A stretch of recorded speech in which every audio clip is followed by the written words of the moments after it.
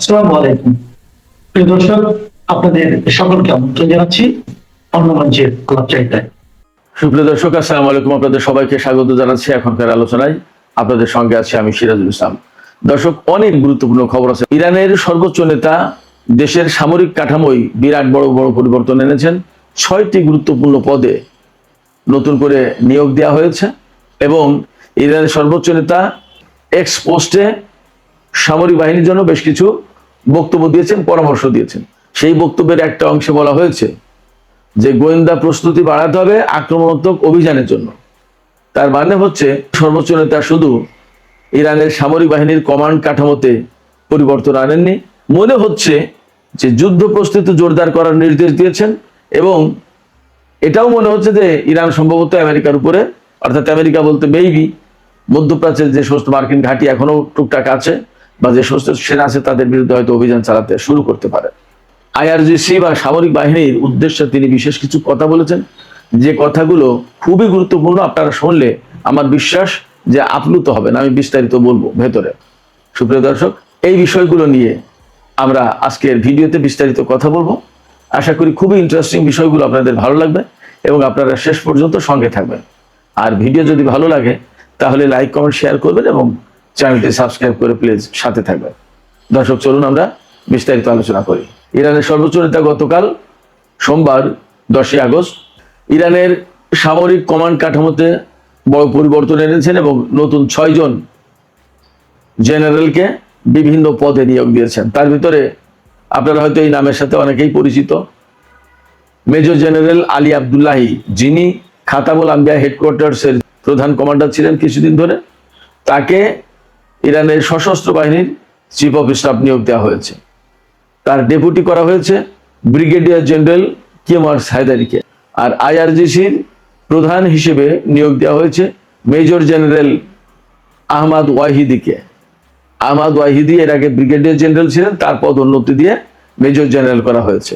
আর Ahmad ওয়াহিদির deputy অর্থাৎ আইআরজিসির deputy commander যাকে নিয়োগ দেওয়া হয়েছেন তিনি হচ্ছেন মেজর জেনারেল মোস্তফা ইজাদি। এদিকে আইআরজিসির নেভির কমান্ডার নিযুক্ত করা হয়েছে রিয়ার অ্যাডমিরাল হোসেন ইজাদিকে। ইরানের স্বেচ্ছাসেবক বাহিনী যেটা, যার সদস্য সংখ্যা বলা হয় 90 লাখ, প্রধান কমান্ডার হিসেবে নিয়োগ দেওয়া হয়েছে হুজ্জাতুল ইসলাম হোসেন তায়েবকে। এর কারণ হচ্ছে মূলত ইরানের উপরে যে আমেরিকা এবং ইসরায়েল হামলা শুরু করেছিল, সেই হামলায় ইরানের গুরুত্বপূর্ণ সেনা কর্মকর্তারা, কমান্ডাররা অনেকেই মারা গেছেন, শহীদ হয়েছেন। যার প্রেক্ষাপটে নতুন করে সামরিক কাঠামোতে পরিবর্তন আনতে হলো, নিয়োগ দেওয়া হলো। যে জেনারেল আহমদ ওয়াহিদিকে এখন নতুন করে আইআরজিসির চিফ কমান্ডার বানানো হলো, তিনি কিন্তু একসময় আইআরজিসির চিফ কমান্ডার ছিলেন। পরবর্তীতে প্রেসিডেন্ট ইব্রাহিম রাইসির সময় তিনি স্বরাষ্ট্রমন্ত্রী ছিলেন। তাকে আবার আইআরজিসিতে ফিরে আনা হয়েছে এই যুদ্ধ পরিস্থিতির কারণে এবং এখন নতুন করে তাকে আবার নেতৃত্ব দিতে হবে। আমি আলোচনার শুরুর দিকে বলেছিলাম যে ইরানের সর্বোচ্চ নেতা সামরিক বাহিনীর উদ্দেশ্যে বেশ কিছু বক্তব্য দিয়েছেন, সেটা খুবই গুরুত্বপূর্ণ। সেই বক্তব্যের কিছু অংশ আমি আপনাদেরকে তুলে ধরি। সর্বোচ্চ নেতা ইরানের সামরিক বাহিনীকে সামরিক সক্ষমতা বাড়িয়ে সর্বোচ্চ প্রতিরোধ সক্ষমতা অর্জনের নির্দেশ দিয়েছেন বা পরামর্শ দিয়েছেন। তিনি বর্তমান যে যুদ্ধ, এই যুদ্ধকে বলেছেন যে বলদর্পী শক্তির বিরুদ্ধে একটা ভাগ্য নির্ধারক, অর্থাৎ এসপর ফাইনাল, চূড়ান্ত একটা যুদ্ধ চলছে। এই যুদ্ধের ভেতরে আছে ইরান। এই সময় সামরিক বাহিনীকে আরো বেশি সক্ষমতা অর্জন করতে হবে এবং তিনি তো বলেছেন যে গোয়েন্দা প্রস্তুতি বাড়াতে হবে। একই সাথে সামরিক বাহিনীর ভেতরে তিনি আরো কিছু বিষয় প্র্যাকটিস করার আহ্বান জানিয়েছেন। যেমন বিশেষ করে আইআরজিসির মধ্যে সাংস্কৃতিক সক্ষমতা এবং মান উন্নয়ন ঘটাতে হবে, অর্থাৎ সাংস্কৃতিক চর্চা। এই সাংস্কৃতিক চর্চা বলতে ইরানের জনজীবনের সামরিক বাহিনীতে কারবালার যে প্রভাব আছে, কারবালার যে চর্চা আছে সেগুলো, অর্থাৎ সেখানে ধর্মকর্ম, তাহাজ্জুদের নামাজ পর্যন্ত পড়া, এগুলো গুরুত্বপূর্ণ ব্যাপার। তাহাজ্জুদের নামাজ পড়া খুব গুরুত্বপূর্ণ এবং অনেক কমান্ডার তারা রেগুলার তাহাজ্জুদের নামাজ পড়ে। এগুলো পাশাপাশি হয়তোবা হতে পারে পজিটিভ কিছু সাংস্কৃতিক কর্মকাণ্ড, যেটা হয়তো হতে পারে সিনেমা নাটক, এমনও হতে পারে। ইরানের সিনেমা নাটক তো খুবই সমাজ, দেশ গঠনের জন্য, পরিবার গঠনের জন্য বিরাট শিক্ষামূলক। সর্বোচ্চ নেতা পরামর্শ দিয়েছেন যে আইআরজিসির প্রতিটি স্তরে ব্যবস্থাপনা ও কমান্ড কাঠামো আরো শক্তিশালী করতে হবে এবং সামরিক এই নেতৃত্বের ভেতরে আধ্যাত্মিকতা এবং বৈজ্ঞানিক ভিত্তি গড়ে তুলতে হবে, যার প্রেক্ষাপটে আইআরজিসি আধুনিক দক্ষতার উপর প্রতিষ্ঠিত হতে পারবে। আমি একটু আগে বলছিলাম যে তাহাজুদ নামাজের কথা, এই যে তিনি বললেন যে আধ্যাত্মিকতার চর্চা থাকতে হবে, অর্থাৎ যুদ্ধ করতে গেলেই যে গণহারে মানুষ মারতে হবে বা যাচ্ছে তাই করে যুদ্ধ করবে, নট দ্যাট। যে মানুষের ভেতর আধ্যাত্মিকতা থাকে, তার প্রতি মানব প্রেম থাকে, মানুষের প্রতি প্রেম ভালোবাসা থাকে, যার ভেতরে মানুষের প্রতি ভালোবাসা থাকে তার পক্ষে অন্যায় করাটা কঠিন হয়। আমরা দেখতে পাচ্ছি যে গত 5-6 মাস ধরে যে যুদ্ধ চলছে বা চললো, তাতে ইরান কিন্তু গণহারে কোথাও হত্যাকাণ্ড চালায়নি, এ কথা তার শত্রুরাও বলতে পারবে না। আর একটা কথা খুব গুরুত্বপূর্ণ, আপনারা সবাই মনে শুনেছেন, আমি গতকালকে বলেছিলাম, ইরানের জাতীয় নিরাপত্তা পরিষদের প্রধান করা হয়েছে সাবেক আইআরজিসির কমান্ডার মেজর জেনারেল মহসিন রেজাইকে। মহসিন রেজাই 1981 সালে আইআরজিসির প্রধান হিসেবে নিয়োগ পান এবং 1997 সাল পর্যন্ত একটানা তিনি আইআরজিসি প্রধান ছিলেন। তার মানে দাঁড়াচ্ছে যে ইরাকের সাথে যে ইরানের 8টা বছর যুদ্ধ হয়েছিল, সেই ইরান যুদ্ধের সময় তিনি আইআরজিসির প্রধান কমান্ডার ছিলেন। এটা হলো 1। 2 হচ্ছে তার যেহেতু ব্যাপকভাবে যুদ্ধের অভিজ্ঞতা রয়েছে, এছাড়া তিনি ইরানের বিশেষজ্ঞ পরিষদ থেকে শুরু করে বিভিন্ন গুরুত্বপূর্ণ প্রতিষ্ঠান, সংস্থা, সংগঠন এবং বিভিন্ন পদে গুরুত্বপূর্ণ দায়িত্ব পালন করেছেন। তার যে একটা বিরাট বড় এক্সপিরিয়েন্স আছে এবং তিনি একেবারে আইআরজিসির কমান্ডার এবং তিনি বহু গুরুত্বপূর্ণ দায়িত্ব ছিলেন। তো সেই জন্য মানে বিপ্লব রক্ষার জন্য, অর্থাৎ বিপ্লবপন্থী সরকারের জন্য তিনি পারফেক্ট ম্যান। সেই হিসেবেই কিন্তু তাকে সর্বোচ্চ নেতা তার প্রতিনিধি হিসেবে জাতীয় নিরাপত্তা পরিষদে নিয়োগ দিয়েছেন। মহসিন রেজাই কিন্তু জাতীয় নিরাপত্তা পরিষদে সর্বোচ্চ নেতার প্রতিনিধি, আবার প্রেসিডেন্ট তাকে সর্বোচ্চ নিরাপত্তা পরিষদের সদস্য সচিব হিসেবে নিয়োগ করেছেন। তার মানে এখানে তিনি অত্যন্ত ক্ষমতাধর ব্যক্তি এবং অত্যন্ত গুরুত্বপূর্ণ ব্যক্তি।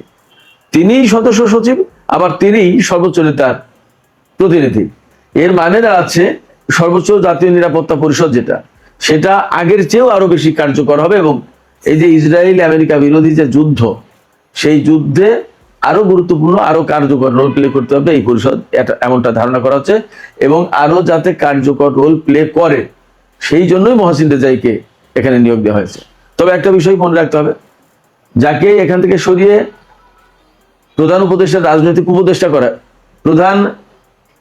যাকে এখান থেকে সরিয়ে সর্বোচ্চ নেতার রাজনৈতিক উপদেষ্টা করা হয়েছে মেজর জেনারেল বাকের জুলকাদ।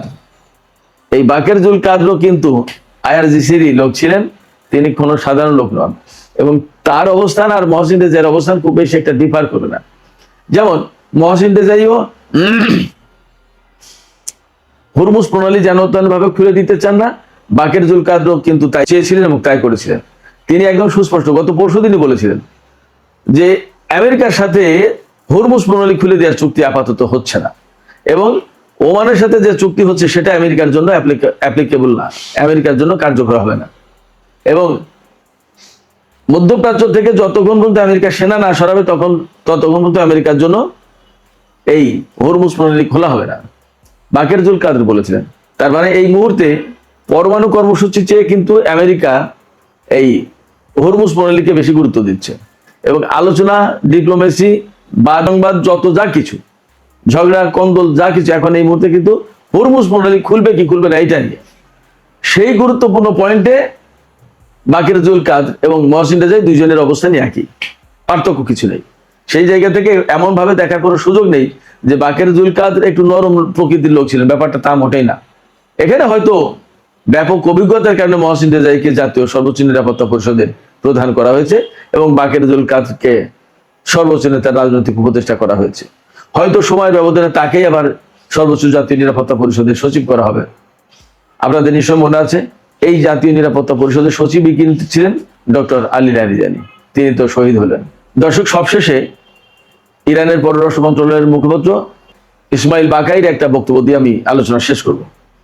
গতকাল মার্কিন প্রেসিডেন্ট ডোনাল্ড ট্রাম্প ইরানকে নতজানু করার জন্য আরো ব্যাপকভাবে নিষেধাজ্ঞা এবং অর্থনৈতিক চাপ সৃষ্টি করার আহ্বান জানিয়েছেন মার্কিন কর্মকর্তাদের প্রতি, তিনি নির্দেশও দিয়েছেন। এর জবাবে ইসমাইল বাকাই, ইরানের পররাষ্ট্র মন্ত্রণালয়ের মুখপাত্র, তিনি বলেছেন যে আমেরিকা যে নীতি এতদিন অনুসরণ করে আসছে ইরানের বিরুদ্ধে, বিশেষ করে সর্বশেষ যে যুদ্ধের নীতি অনুসরণ করেছিল, এই সমস্ত সবকিছু ব্যর্থ হয়েছে। অর্থাৎ যুদ্ধ করেও তারা যখন ইরানকে নতজানু করতে পারেনি, তারা ব্যর্থ হয়েছে। এখন তারা আবার নতুন করে অবরোধ আরোপের মতো কথা বলছে, কিন্তু অবরোধ আরোপ তো ছিল 47 বছর ধরে। তারা কি করেছে? অতএব মার্কিন এই ব্যর্থ নীতি এখানে কাজ করবে না। এটা তাদের হতাশা থেকে এই অর্থনৈতিক অবরোধ এবং অর্থনৈতিক চাপ সৃষ্টির কথা বলা হচ্ছে। তো সুপ্রিয় দর্শক, এখনকার আলোচনা এখানে শেষ করতে চাইছি। আর ভিডিও ভালো লাগলে লাইক, কমেন্ট, শেয়ার করুন এবং চ্যানেলটি সাবস্ক্রাইব করে সাথেই থাকুন। দর্শক, এখনকার আলোচনা এখানে শেষ করতে চাইছি। আপনারা সবাই অনেক অনেক ভালো থাকুন। আল্লাহ হাফেজ।